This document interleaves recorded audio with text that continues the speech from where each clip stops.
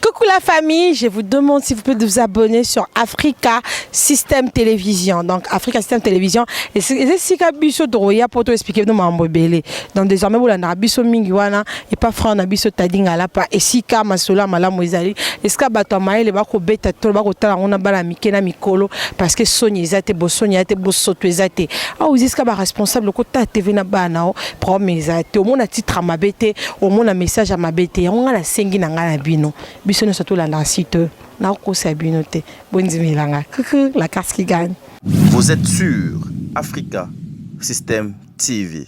Tellement l'émission mort officiel à Salaka tout na présent fallait question au moment va parana présent ba loza qui to ko makas mais ba na route na personne place en ouais na landa pe émission moko tuna ye président ba loba ko za ka PD est-ce que lokola ngane mutu na tuna yango na carrière fallait na ko pesa ngotiango papo conseil l'émission ouais émission RTG na pesa yo balancer yango bolandango.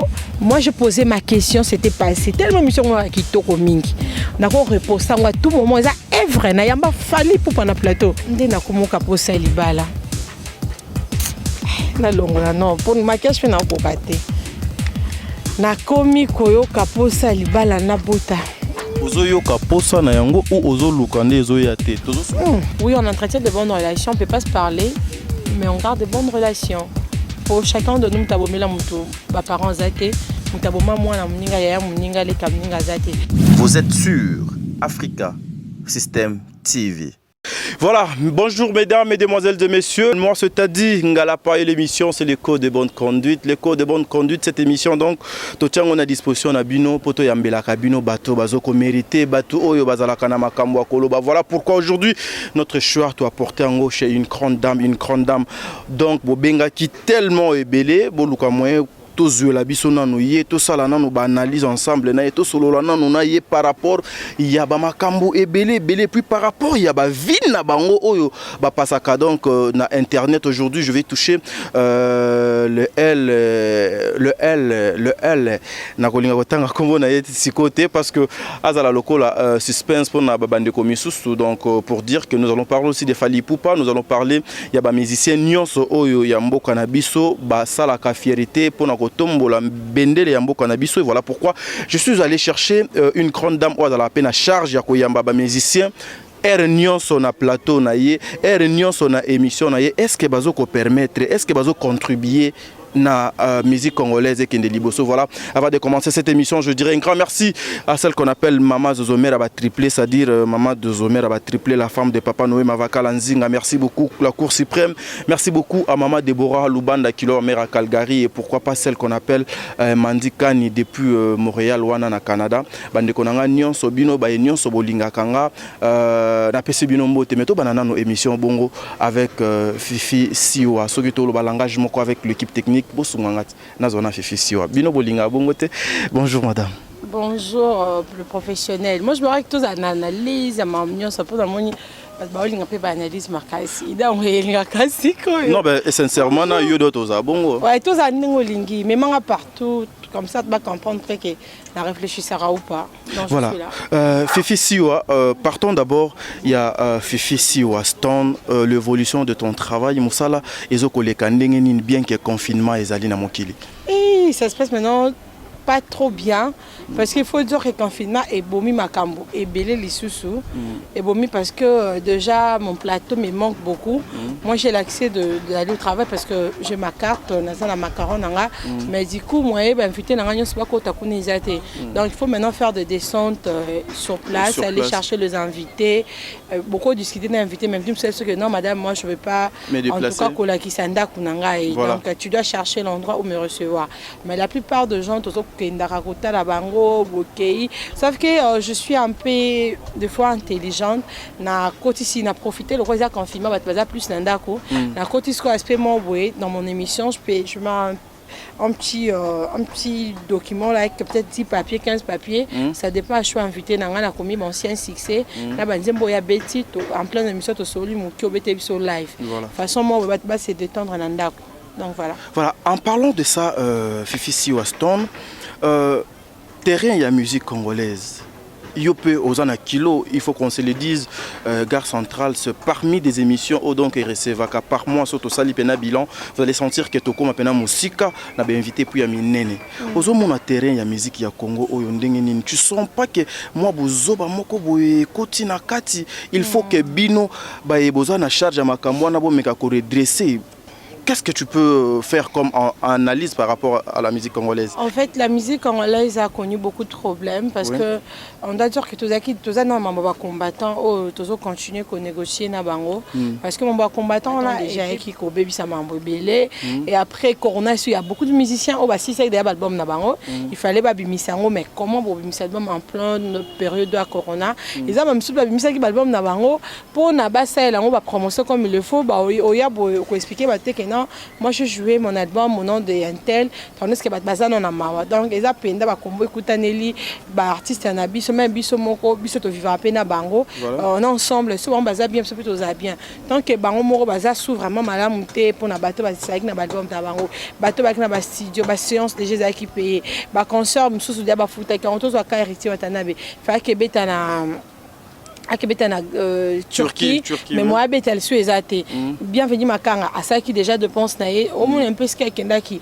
aux yeux le quoi ouais rançon avec ma production na peu belé fala beta déjà face à sortir formidable mais du coup makambo et celle qui wera kutu na maele na komi ko sela bat ba live na hier en direct internet ça kofi olomide asaki ne déjà il fallait bimsa pas album ne ba samba kazet que je sali momona a commencé ba live muto a profiter avant makambo comme le roi fali pour pasate. Lui, il a joué son concert à Bercy, coup de chapeau, ex-arène. Et comme à New Arena plutôt, donc ex-Bercy, il y a au moins eu l'occasion, et après, M. Soupé fait un concert et belé, et Kena quitté, j'ai fait un album, donc je pense que Baby Sipena Makambo est belé. Est-ce que Fifi Siwa, en tant que professionnel, il y a l'Isangou? Sur ton plateau, devant votre caméra, un micro, tu peux avoir de préférence, il y a artiste. Je peux en avoir, mais je ne le ferai jamais dans mon travail. J'ai mon équipe. Dans une équipe, on a l'inga, changera. Pourquoi? Quand on vient à la télé, c'est comme si on n'a pas de sentiments. On a de sentiments. Mais à la télé, tu n'as pas besoin de ça. C'est comme si je mets, t'as dit, mais du coup, il faut bien naïf. Je suis obligée de bomba préférence dans la montée parce que je crois pas que journaliste est moi quand un musicien mort du 1er janvier au 31 décembre 2020 ou 2021. Donc il faut toujours essayer de changer. Il faut aussi les forces et les artistes à se sentir à l'aise à na poanae. Pour ceux qui ont commis kabola kaka na cause na petite il y a Moutou Songolo Pakala. Mais à la télé, les gens n'ont pas besoin de ça. Les gens qui te suivent là, monsieur Bazapé battu à Moutou Sepela, tu vas faire quoi? C'est comme si Boenga n'a imanienne. Mais si on a l'accent, on a TVT parce que la rose a imanienne, mais on a un peu avec Libyenne pour la petite sœur Denise Betou, tout les amours, connaît, tu sais qu'elle dit. Donc, du coup, Batalingapé, Mazembe Batalanga, Batalingapé, Motem, comme Bilima Batalanga. À la télé, il faut ça les forts, ce sentiment, il y a le tiers, penda bozong, il se retrouve droit. Oko répondre Ndengenini par rapport, il y a nous qui tenons le micro, nous qui partons vers les invités pour nous informer bateau yo bazala kan information te bazo koluka ko déformer musala oyo bazo luka ko kima musika ya ba objectif na bango et beaucoup plus vous les femmes.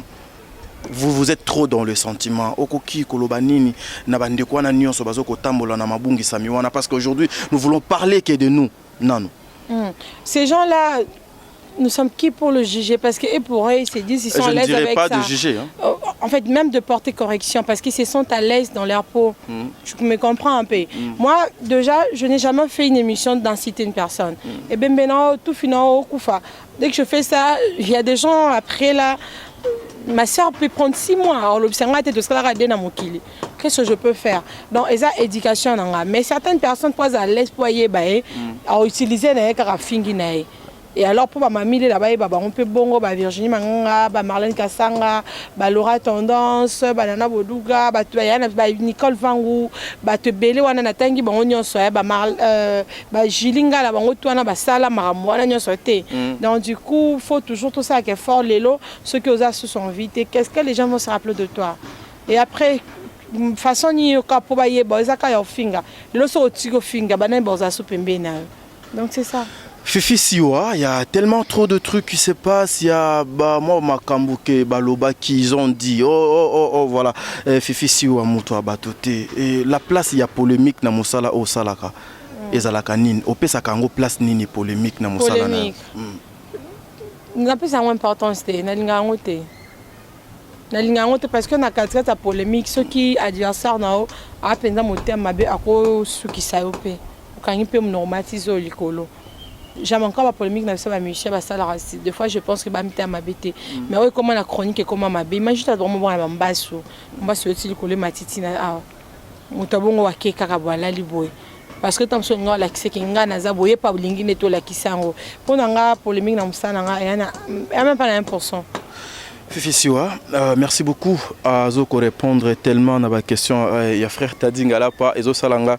Je profite pour cette belle occasion de dire un grand merci à celle qu'on appelle ma grande sœur Chimel Matondo Lusandou et son mari Tati Massamba depuis Turquie, mon conja Turquie quand est au Sola qui est confinement aussi là to beti moi une semaine pour tout le monde sauter par rapport à G et ça là bien Nadia Zouzi mon panzi il y a papa Nangai Yves Ilunga. Merci beaucoup.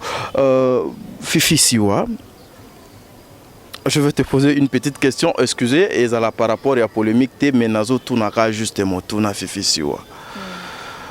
Il y avait un temps, je te voyais trop avec Fabregas, parce que tu as parlé que polémique penai panayo et ça kana plasté.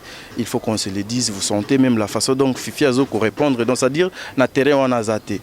Mais du coup, on se retira et pas Fabrice. On se reprocha Nanine ou on reprocha Fabregas Nanine pour s'attacher beaucoup plus et pas à de Konanga et Binafilé. C'est dire quoi? Ouais, mais là s'attacher un peu trop bon côté. Binafilé c'est mon ami. Depuis Azaï pas maestro, maestro c'est mon frère.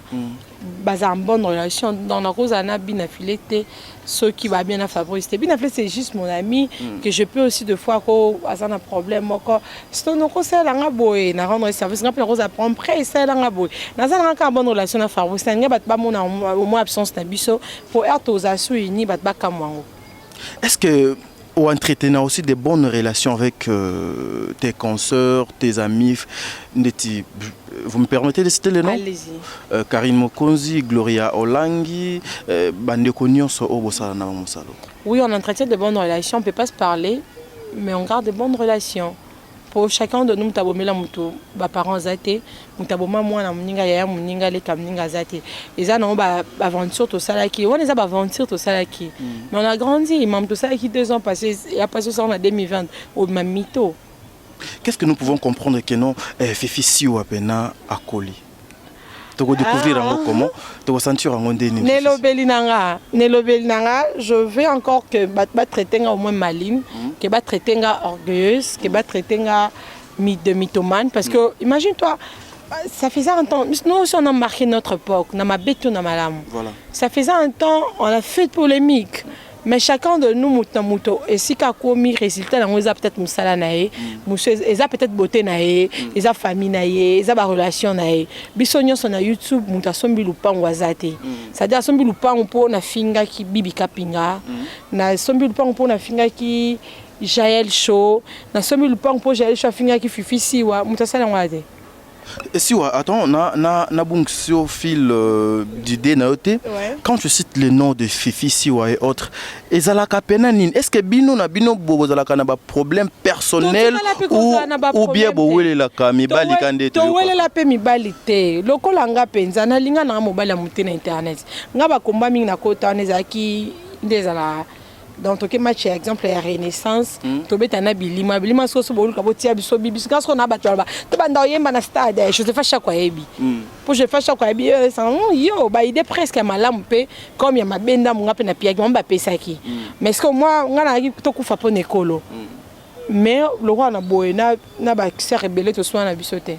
Ils ont attendu c'est moi bana ya dudu qui bina ba c'est qui bina bana quand était tamsuna bana ngambwana biso peza bon skoto koli yango pe boboma le carda to koli et bo to continue tamboya na mon alcamo mo boza stressé bato les gens se disent que bo tambola ka beki tamsu mutum ça le be fifia le baki alingi su bekirité na kolinge kirité na kolinga te parce que to kula kala malonge sila oui na malonge to za ekirite to kula nde jour mo ba olbelande sa ko benga biso to ça les karaché c'est une famille famille wana muta koza kena ndenge na o bazaki ba vrai bandeko bazaki na compatibilité bien ba continuer ko bengana mais na minute yo papa nanga yo mo ekutanga na ça l'émission yo mo pona ça émission za pe na mutu nanga pe ya banebele mais na compliqué ka o tito so no ki na rendez-vous mo boy fona ki rendez-vous na ya musana nga lobi na tournage nanga ya émission na za na Carrefour nanga parce que to ba nya ba ozwa tamba ke me masanga nanga na mo boy na za ngo supena te naza nango te po naza spécial je suis pas spécial bino ko boleki na bien bolenga mo po so atabo kenda komela ngasko na koma so pe na monde po so mela ken pia na témoin combien de fois patience mo se ken pia na bengi ala mbelinga ma patience ma kaib no keta kan isra penemi mais po na koma ta ki tambwana iska ken azala eza passe mais na so na ken chaque jour na téléphone est-ce que eza ko kima banzela te ba problème boluka luka na nzela ngana la tambola nga tambola nga natika voiture na c'est pas nga na mutuka tisiko po na bike ba confrère rebelle na ba concert rebelle ba tambola makolo te puis ba tambola bango moko te po ba banga nga tambola na ngai bébé na nga nga tambola na mutuka na Israël na soku na molo ka mikolo na luka na sepe na osulte na na linga osulte po na ngwa nga na za mito te na wa na TV te na za na mutuka na ngote na pena na mutuka na pena ndaku na vanda na nga so na zangi na venda bande na nga mbali to tie novelas so na ipo sa musique na tie mission na ipo sa gym ndo na mo mona ki joueur bo rotiko kiala na bi pardon 500 gym lo na lingi nzoto on bezo konda te na za la kaka na garder kaka ninyo et tout physique po na nyonso na salle donc on a créé monzanga et moi on a un problème à Tunis c'était parce que la plupart na internet to lingana na bisoté to zala ki kamal moi to ça to sangani biso mbale bo poto pesa un tel passe bien to bana pe ki boninga mais après yo mi moni spécial nga le na spécialité non c'est retiré donc c'est comme ça voilà Fifi Siwa parlons maintenant de là où tu travailles la RTGA Fifi Siwa confiance oyo kilo oyo ozalaka na yango na confiance na RTGA ezalaka dia quoi kande na yuko ke Fifi aza mutu aba matiti ou savoir faire nini o donc ça la no gare centrale et commandeti basundola ndenge ndeko na biso concert na biso Karina kenda yo tikala nango est-ce que lobby pe yo ko kende etika lobby yo ko kende na yango o répondre nga ko bien donc na répondre te na tuna le qu'on répondre nga déjà RTGA ba len kalima pour na len kalima fort Hélène Kalima sala na RTGA pe son âme Evelyne Kamon Lopez sala na RTGA Karine Mokonzi sala na RTGA Fifi Siwa sala na RTGA après Fifi Siwa au monde appelé Magui Soudi à sala na RTGA au monde appelé Doucel Barbara sala na RTGA au monde appelé Laurent Baki ça donc eza continuité on eza copie ya ba moabilu na tata bon papa bon eza ministre d'État urbanisme et habitat donc tant que ministre na biso za na RTGA il y aura toujours ba innovation ndenge Tony Koko zala wana sa émission na après Tony Koko support ya donc eza continuité nga na sala kayanga mais sauf que na yo kapé batala nga plus aspect mo bo afi mo kata suki na kata rasu pour na banda kola non depuis na zemo mikolo nazo linga likambu mais on peut y rester aussi ça ne dérange pas pourquoi tu sais pas rester c'est-à-dire on peut parler de ma beauté naturelle comme ça là yeah. Donc du coup na rana qui cité premièrement pour nous répondre des batou nga ba critiquer ngati on la na mutu bolia bo mela batum sala ba ne belé na ba TV ya buzoba mais nga na marqué tant nga na marqué tant nga na save en fait je me soupe RTGA na osenga bon pour nga ba yipsanga jour na ngana ke mboka mobwe na posa na sa na RTGA na ba nenyo son na salle ba permettre nga na fond la chaîne et si Canada on a représenté RTGA quelque part voilà. Et puis na petite fête nanga travailler à RTGA depuis 2006 2000 on soso mais est-ce que na internet bo na CV pour dire que Aïcha Kawata ça l'année internet mais travailler à CCTV Cynthia Kapachi travailler à Congo Web concerne biso Karine à travailler qui na RTGA et belé ba na ba CVT parce que muninga so ça non bien il y a différent le roi magali lo za masala nga stanga ifasik malingane mambosa ate et le roi nene que le ça musala na ya nini ya comment ça la soit ça l'émission tant que on peut na facile parce que biso to zala awa ngana ro yate le kwa ngana ça l'émission lelo na ko mo critiquer ba nini so die donner en ngumba sala Chamberton na markaton na ben invité monsieur pe Chamberton ya manga na yamba bango souté parce que baza soupa invité Aujourd'hui, Fifi Siwa, une femme aussi, elle a tout, elle a les entours en fait. Et tu penses aussi au mariage, rester chez toi à la maison? Ndena komoka po salibala. Na longola non, pour maquillage fait na kokate. Na komi koyoka po salibala na bota. Ozo yoka posa na yango ou ozo lukande ezo ya te. Tozo so. Ngai za te. Na watu wataba biki nga fuzala. Ndeni. Ya, moi ça quand tu we. Asene lo to crayon, oh, yo bronzer, oh, na pas avec ma futete. Non, des fois ça pour moi non bima. Non, bota na ngeza temps. Non, bota nga comme responsable, on doit comprendre pourquoi mes voix plus dans le bêtis. Je veux pas donner des explications na ba na nga ya na tikela ba mi balé. Du coup responsable. Donc moi na ya na biso mo balé na yebi internet une fois mon maman bon internet maman I wanna talk to you. Nabi, what's happened? Mama, I see something they say you talking rubbish about Fally Ipupa. What's happened, Mama? Tell me. You tell me you love him. I said, no, it's not me, my baby. Donc, banana ko pe fazana droit ku tout te bareke ta maman ba onenga ku fata pour l'éducation. Faut pas fier nanga. Qu'est-ce que les gens peuvent retenir et comprendre ou copier et pas à Fifi Siwa, surtout ceux qui viendront après Fifi Siwa? J'aimerais que vous preniez plus mon côté positif. Mon côté positif, c'est que nakanga kandate, mais nakoma cause à distance. Quand vous êtes là, il faut faire bien votre travail. N'a pas modèle là-bas n'est facile que belé. Na mon abon nous va commencer stage na RTG. Je vais devenir comme Fifi Siwa. La fille qui tourne, le garçon qui tourne, je vais devenir comme Fifi Siwa. Fifi Siwa, mutumuswa ba na RTG, Fifi Siwa, elle est comme Paulin Mukendi. Elle peut poser toutes les questions sans avoir une réponse invitée, et puis ça se passe en direct. Je me dis que beaux franc parler nanga, mais beaux aspect nanga sentiment, parce que nazam mutua sentiment. Nga linga blo amikuse no ya wa. Nga koza tova na bisona bando nanga mibali na longo nanga lamba na changer nanga lamba. Donc voilà un peu, c'est mon côté un peu que vous pouvez pas prendre parce que le monde est déjà dead. Donc voilà un peu, et puis restez plus avec des gens qui vous aiment beaucoup pour vous protéger. Il faut plus suivre plus mes interviews, aux à côté nanga positif, parce que moi je peux poser des questions mais nazo seka. Les pas c'est pour stresser invité nanga. Et puis la plupart na bango va finir à biso, na probablement ça ta questionnaire. Sincèrement, je suis très d'accord, je suis très heureux, très ami avec Fifi Siwa. Fifi Siwa. Univers au sala, on a d'ontologie wana. Tobo itebso sala en internet, le bien internet est le capé. Tous les sur ma direct ma page, j'ai mis combien Instagram. After that l'homme soupe ya. Donc tous positionnés ici comme autre chose en YouTube, soit peta apprendre YouTube. Au moins, il y a ça, il a besoin plutôt pas les. Donc, les gens savent qu'il y a plutôt pas les. Vincent Chilou, c'est pas ça la cop naï. Il fait ça là, il fait pas ça la cop naï. Donc, ils ont un très bon comme clash, je pense que ça a donné quelque chose. Ça va clash, mais tika na on peut le savoir, nous ça se clash, va boire mi ta mabé. 2020, on va couper combien à Italie nous au fin en ara. Moi spécial le gabato va couper pena.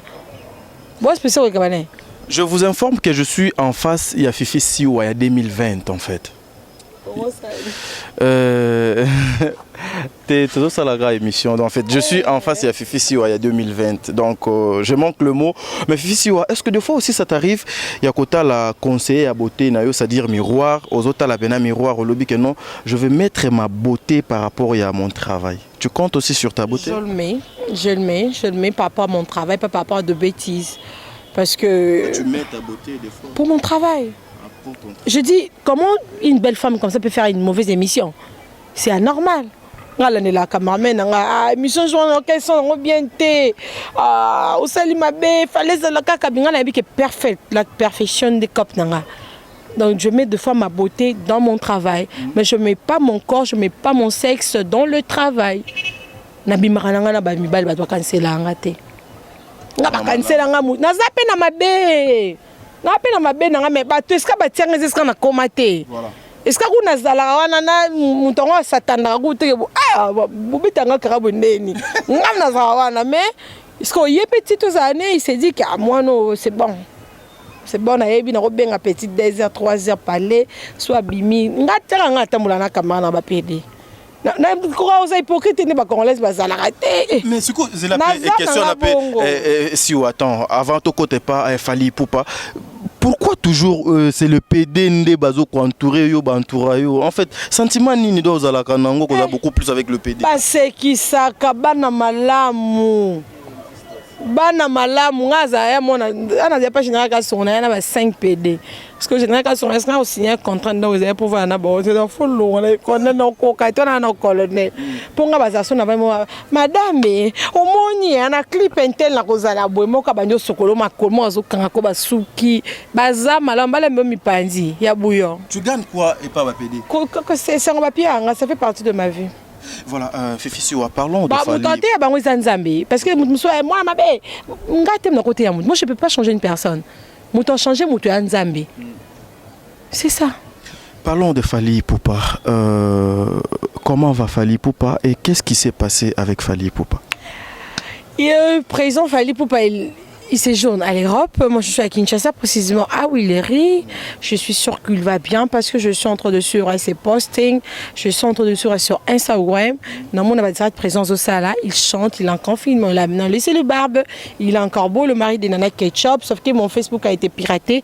Pas mon Facebook personnel, ma page qui est Fifi Siwa la belle. Parce que les gens se disent que Fifi Siwa, Azlingaka, bien Zarabien, Missia Fally, na Fally et mon copain. Parce que Fally, la fille a fait sa interview. Moulaï Fally Ipupa honoranga na makambo belé lokwa eleki nae so nazang na kosenga présent osunganga tellement l'émission moro Fifi Siwa salaka tout na présent Fally question au moment ba parana présent ba loza kitoko makasi ba na oti na pesa place ngwa na landa pe émission moko tuna ye président ba loba kozaka PD est-ce que lokola ngane mutu na tuna yango na carrière a Fally na ko pesa ngoti yango papo ko sélection ngwa émission RTG na pesa yo balancer yango bolandango.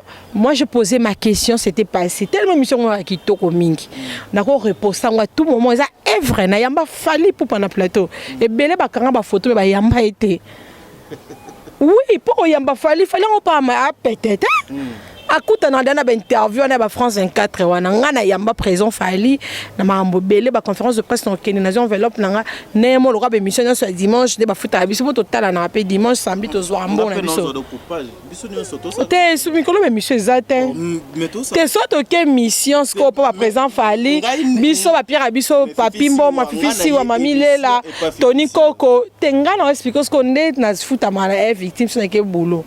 Moi papimbo ma ba Fifi Siwa ba Tony Koko ba omba potongo biso ba to pe ba uta ko benga pe dernièrement na gouvernement faut manzi mo corona po toza to ala ICC Union de chroniqueuses congolaises parce que biso mona o finga nga menga tam salia mukenanga ngala vanda nga bo lita chamala lesa bana Congo na zusa kialoso na zuma kayabu na zuina enveloppe.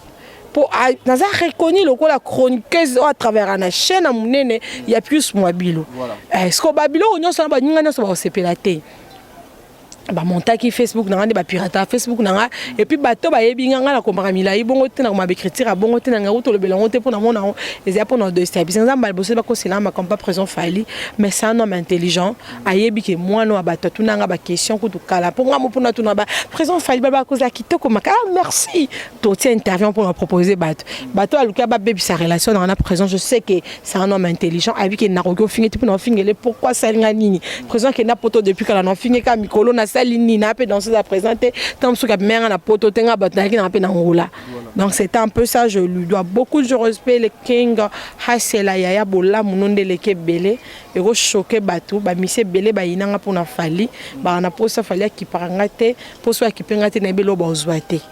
Donc c'est un peu ça je le respecte beaucoup de fois ba fison coloquer ba moné bon ba yebinga pour fison coloquer ba azan de quoi Fally ayebi nganda tite yanga amudu bonga aganya prabi je me suis rendu compte que au moins la bichoté moi non a respect ma kasa ko mape boité ba sous les kauka le poste lui-même ba ça qui belé ba besanganda conseil akanga ya faux B52 que je salis faire gagner la merveille ça fait longtemps qu'on a parlé mais un grand frère mort après ça un peu qui bombi la mon à TV ba koko zila sopera na Lorane 24h/24 ba tout passe presque mon pour Fally bazana ma bête na mona ki ngo anormal tozaki na bango bien na kefinga présent bata sengani Voilà, Fifi, est-ce que depuis des agréments, on a depuis bateau Yamité Mali Kundu, bateau Yamité Mamabe, Babaluka Kiko Kabolayo avec le président Fali Poupa, est-ce que vous avez eu aussi le temps de parler avec le président? Non, peu ça compte sanitaire. Bah, bah, souvenez-vous, Obama. Présent yebika ina sali yango tenga pe na yebike présent yebike na kofinga été le reste jamais na loba mais Fifi il se dit que Fali c'est un rancunier à kanga kapena makamudo na motema lote nga sala ngelote aza bon alimbisiki sinjo andeni nga sala ngelote nga na petite na ye ba pirate kinga ba ko pirate pe compte Fali mo ko pirate pe Kofi ya papa wemba ya star nyonso waze kwa ya batu nyonso donc il sait que je peux pas faire ça. Un message pour le coronavirus ou les encourager monde. Sauvons de vie, restez chez nous à la maison. Restez chez nous parce que quand tu restes chez toi, tu sauves de vie. Évitez kokangama mingi na moto. Songo kosola osali boye. Sokola maboko na mingi mingi na sabuni na yo. Vana na ndako na évitez ko gratter boye. Maladie yango ezali ezotambola ebomi ebele ezupe ba auto kana kité donc to mi batela pour nyonso ezala malamu. Résumé ya mokie par rapport à passage na yo bato ba retenir nini poto lukamwe to kabwana yo nanga. Bon retenir que nazo zongela nazo bo meka booster nga na sengi bino pe po ken piane mo azo kokate po ken na conseiller nga lembi ya Yves ya Tadi na bino ba yaya na ngai. Bo sangana bo ba yaya na ngai. Bon sang, bon booster la salle à internet parce que je fais ça normal chaque jour Fifi sur salle na tira na sala la internet te na za la site na kula banda be mission te ba abonné ba s'abonner ka balinganga sauf que je passe directement en direct il y a Congo 10 qui diffuse mes émissions en direct il y a Zidane Fikula que je salue la maman la bouche autorisée à poster ngai les news de star ba site nyonso ba poster ngai je suis quand même chanceuse na ko ça l'émission te mais ba poster Fifi sur le ba ka sala qui et jour ba zwa qui ba tie Fifi sur a fingi Fali na page ne ba tout balandeli on a vu oh na makambo nyos na ignora ngo pourquoi juste page nanga et seulement mbebele mais ba tebe ba comprendre ki ke ata we ranson na bisanga na yebi ke yoro sa honte ma benga kinga na bité mona na respect wa papa na yo wa père na père mba sibi mampata papa ba exaucer na ba gladi le ki Jonas Mbese ya na ngapo Jonas so asunga téléphone bominga ishogote moi bavana na Canada boya Jonas ogangila kanga na aya Jonas aisha yo kamara loba te gangela ata so tikali yo moko. Voilà c'est que les gens peuvent retenir que Nazareth na ba bêtise mais peut-être vous allez vous demander qu'est-ce qui s'est passé pour un changement. Le changement c'est que depuis la mort de ma sœur, j'ai trop grandi, la mort de ma sœur, de Marginal, c'était des personnes importantes dans ma vie que je décidais de sauver la vie de mes enfants, d'être pour mes enfants, de n'alaxabon na lingi bangona kana bekirité pour na dépenser trop nekiri. Dis-moi un peu juste todo kabwana la mort ya ba être cher na yo échanger vie na yo ça veut dire quoi et c'est un peu la vie non et c'est donc c'est un peu de nous expliquer même pour 3 minutes si ko pona kanzo na koma banga ba koma kanzo nga ouais donc na mon on dirait de tambola na nyonso mba moko et alors beaucoup de personnes bazo tomba kin basang bazo tata senga pardon te panzambe bazo pe tomba bongana ba être cher la monte quand nous sommes en vie pour ce problème mes alliés bolimbisana le pardon c'est une force qui libère mais il y a des gens soit salo ma bébélé pardon lui mais évite lui parce que ma preuve monsieur ezala webina que non y a ça qui on soit après wana et ça lui peut passer mais nga peut-être au lobby le local que nazo ou mais RTG mais naza pe un sponsor moi Aridi Kaombo que je salue monsieur Aridi Kaombo sponsor nanga ce qui faut yo comme kilito baninga na tambola na bango mbe se retiraki mais on a yo mo to l'accès sponsor nous pas bato ponga bato belé balaxa na bango bato te nga en tout cas au cop mo boye ke mutamemi nga ba pinga $100-200 on a habité Tony Coco le Tony Coco le bas Joseph Chakoyi je fais en fait au ça l'année pendant que a meminge sika na zumbongo nga pina ko meme sika en tout cas il y a des sœurs nanga aza sœur nanga mais après je me suis rendu compte que bah non sincèrement j'ai pas besoin de ça si siko dans tout ce qui s'est passé dans ma vie j'ai quand même un sponsor j'ai quand même un travail nazalanda kunanga nana mutuka nanga lobino kenanga poto lobino kenanga poto pe vacances na zongi so pe na vanda kuna za dossier pour na montre bisba mo côté biso ka poto tam so ah nani lo kwa kena kenda ki poto te ngana osango pe pona batu te ngana na bana ya nanga so na moni ke nakoke pe poto pe na salisi koni nake poto ken piana akende musala azongi continue site na ye toni ko kayib sanga stone kenda aux États-Unis après bambo na ba bien écoute ne beba bien pour na découvrir aux États-Unis mais après na conseil la sumbo ngana makamususu comme ngapi na okende nanga mais tam so esanga bien jour ngana ke pour ça ngeza jour nzamba papa ngana ke pour na kina bana ya na mi balwa ku fa na Grèce to zu penda Schengen to komi Paris to va na bat balinga biso na bandeko nanga to keba na ba moni ndenge nini mama bango bakundai eza cadeau na pesa bana grand sœur parce que c'est important mon esclave mama bango lala parce que o anga mwana azotanga na fasi sa classe azotanga en Afrique du Sud mwana ya na mi balwa azaka mutaba iPhone Max na bino wana na yeba ngo kutute mama I need it I like it nga mama linga na Samsung mama I say iPhone mama you know I want that Balenciaga fona bana ya na bazala lays en fait faut ya na bokola nga yeba kenana leki akomona na sala buzoba mais est-ce que na prenape amobo na ko na pe na sala bana ya na ba surprise ko prouver mokili boye to leki na so ali patite na ba mindondo ba ningi saka mokili na ba esengo le mindondo la na vie ya li patino to yokaite eska sali clash ba botango ko te belé abiso to bimisa po boye da biso ba caméra so bolongo so ba minda mo botia wana bilong na biso so pe bima tena mi c'est en général pour dire que c'est dans éphémère ngana bete so muta kufi na tuna ku joana après so une année 2 ans so pe ina na pamba so pe ba moi muta comme année poussière na tikala yeba ngote na yebi kutute jona na otuna national camarade na Blanchard Jeanne peu à tout j'ai dit à selinga audio akufi vendredi à tonga samedi ne belek to kwaze na to kundi epé kolela on a pe to meli moko to bosani pe bana na ba tikale to mo kanse na ba statut donc le loso que oza soit invité ba canceloni o ko sa conscience oza mo malamu yo kam to za mo malamu mais bongisa katinayo lobeza nzambe mutu abibiseza nzambe mutu pa bandana akitina se wa se pa matilikolo mutu atombola ya Jésus Christ ko beta tolo telelo pour monter voilà ba beta tolo pour rien ko beta tolo ya tina te mutu spécial a te mutu ana 4 mabela a te mi bala bomba on muso changera ngoto za biso nyonso ndenge moko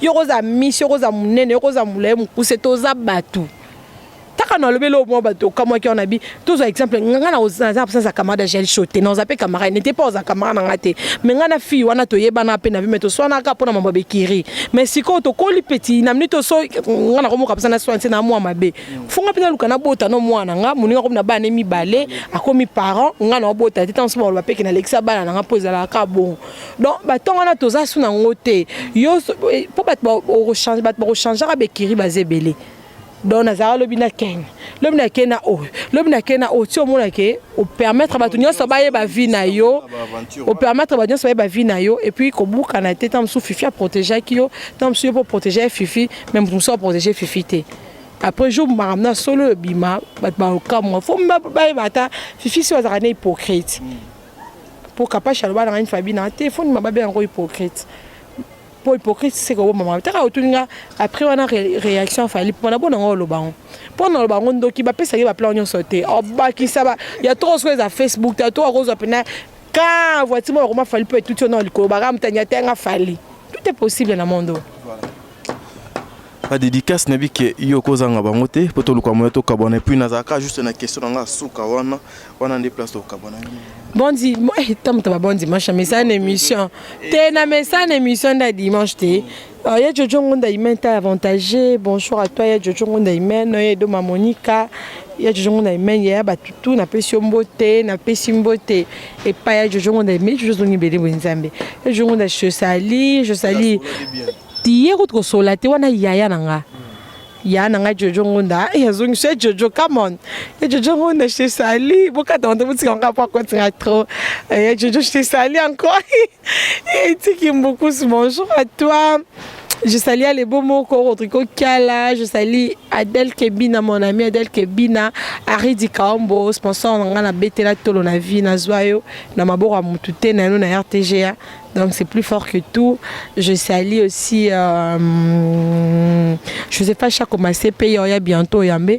Alors ça ma camion orphelinat, donc je pense que ouais, ça elle veut aider encore les gens parce que elle en a besoin. Je la salue, je salue tous les carnations de la presse.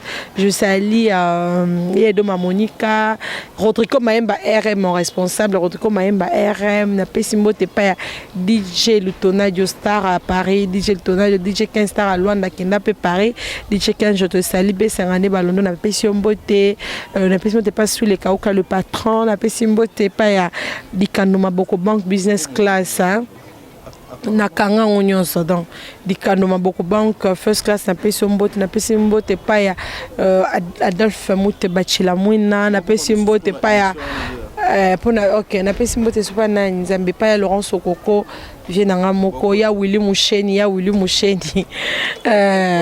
code na code hein Pessimbo te pas apocalypse bela vient nanga ba moko c'est la makamche nga la victime na mais malade on a la muta ba vient na bango te donc mon numéro de téléphone c'est le 00243 84 444 79 00 00243 84 444 79 00. Abonnez-vous sur ma chaîne Siwastone TV. Siwastone TV, je vous promets, je vais maintenant travailler dans 5 bayaya, ba booster ngai pour na zapper internet. Je suis trop télé. Je faisais beaucoup de fois. À bientôt. Merci. C'était Fifi Siwa na micro. Il t'a dit Ngalapa. Voilà, c'est comme ça. Je pense que vous avez senti Bino Baena no botika libanda boko tanakata ndaku parce que Viwana, Banzela wana makambo wana eza nango na tina te. Je suis très fier, très content de Fifi Siwa. Je pense que parce que Nazande ne l'autre côté sinon au lieu ya pesanga coupage ngande na lien qui na PC prime. Je dirais un grand merci à my boss na bengaye mon pa onangai. Elle s'appelle Bijou Lonja depuis Suisse wana, c'est-à-dire moi na Suisse à solo. Merci beaucoup à celui qu'on appelle le Blaise Eziboma, le Seigneur des hommes. Merci beaucoup à Blaise Eziboma. Wana pena mutuna nga katete. Oh, Blaise, chers parents, Blaise Eziboma, les responsables. Les responsables. Et puis, Azan a permis, na 10 ans la poche. Ouais, bon, il y a des gens qui ont fait bien que Blaise Eziboma, il y a tout en Angola, tu connais pas tout. Sinon, on t'a maman, mes camarades. Voilà, donc voilà, merci beaucoup. Mais Eti Kimbukusu, sincèrement, je ne suis pas d'accord. Non, beto na micro. Ah, au Bossani maman nabiso par rapport à G. Donc l'agence à Paris, aux à Bruxelles, aux à Angola, on a posé un sur place, aux ça système encore facile. Donc il y a pour nous numéro de téléphone sur Bobin Katadjo Pesabino, Ariachou Louye, Mouninga Nanga Louye, Mouninga Nanga, je t'aime trop Ariachou, Rita Mukuna maman le Kamoto, Molek Nanga na yo foya poto, yara no ka poto no Rita Mukuna, na yo ki maman, je suis là donc voilà. Merci beaucoup, merci beaucoup. Visol Kandi Mabia Lancel Memotona Yambo, Alliance Divine Business International, tout Salango Confiance. Merci beaucoup Nabino Baye Bolandi Biso Fifi Siwa. Aujourd'hui Mobali Naebi Kolinga Mobali no Makasi. Aebisio, tu vas mettre fin à la carrière Nayo Osani. Nakotika. Merci, je pense que vous avez compris. Moi si malamu ayokaka mobali na ya tosa mobali na. Ça n'est fini pour aujourd'hui to kutani balasima pour na news bonsus toujours avec Fifi Siwa Toya Mbaye. Merci Fifi. Merci Chief. Alex Medeng na ibe na pamtama. Londre Tony Koko ngai pour y interloper le roi bolo ba pende modon. Internet tout la to boîte la valeur na biso bango yo. Toza to s'embrouiller mais sauver na mtamaye au sentir que clash est important. Boyoka ba on bossa effort boluka pe bato malamu na répertoire na bino osa bino malamu. J'allais oublier, je peux jamais oublier. Elle s'appelle la grande dame depuis quelque part, Marie-Laure Mwaka. Sincèrement, ça me va trop au cœur. Marie-Laure Mwaka,